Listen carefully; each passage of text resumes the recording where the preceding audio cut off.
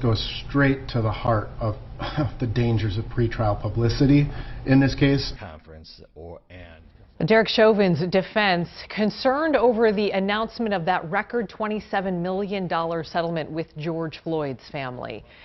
All of this as the second week of jury selection now begins in that trial. And Fox 9's Paul Bloom is live in Minneapolis tonight. And Paul, a lot of people and a lot of talk about this morning's motions hearing before jury selection.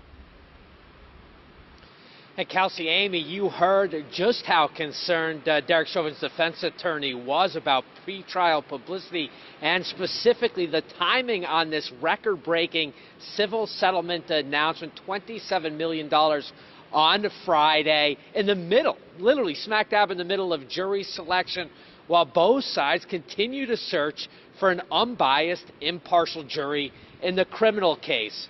Now, Eric Nelson, Chauvin's defense attorney, describing the situation in some very strong language, quote, profoundly disturbing and unfair.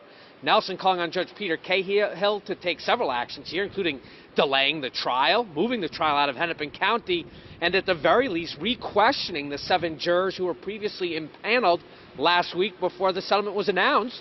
The judge said he'd take a delay under advisement and agreed those 7 should be re-questioned about what they may have heard about the settlement and the impact it might have on their opinions before starting with opening statements. You would agree it's unfortunate, wouldn't you? That it's unfortunate? That we have this reported all over the media when we're in the midst of jury selection as far as timing. Yeah, it's certainly not my preference, Your Honor. I don't even know which way that cuts. If that cuts for us, if that cuts against us. You know, some jurors The problem is it cuts. What's that? The problem is it cuts. Yeah. That's the concern, and I think the defense has a legitimate concern. I think the state even has a concern. Now, while one juror who heard about the settlement on the radio was dismissed for cause, both sides pushing forward here with jury selection. 2 additional jurors seated, including number 52, a black man and youth sports coach working in the banking industry. He was asked about his opinion of Derek Chauvin based on the videotape evidence he's seen already.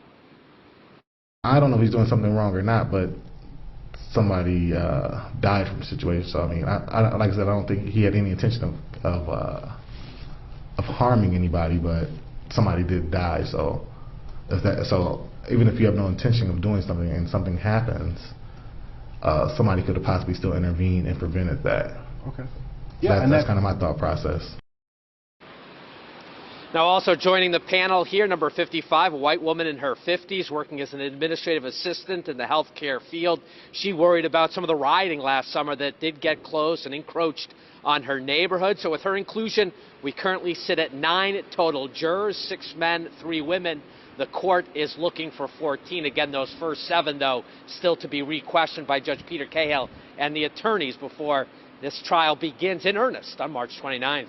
We're live in downtown Minneapolis. Paul Bloom, Fox 9.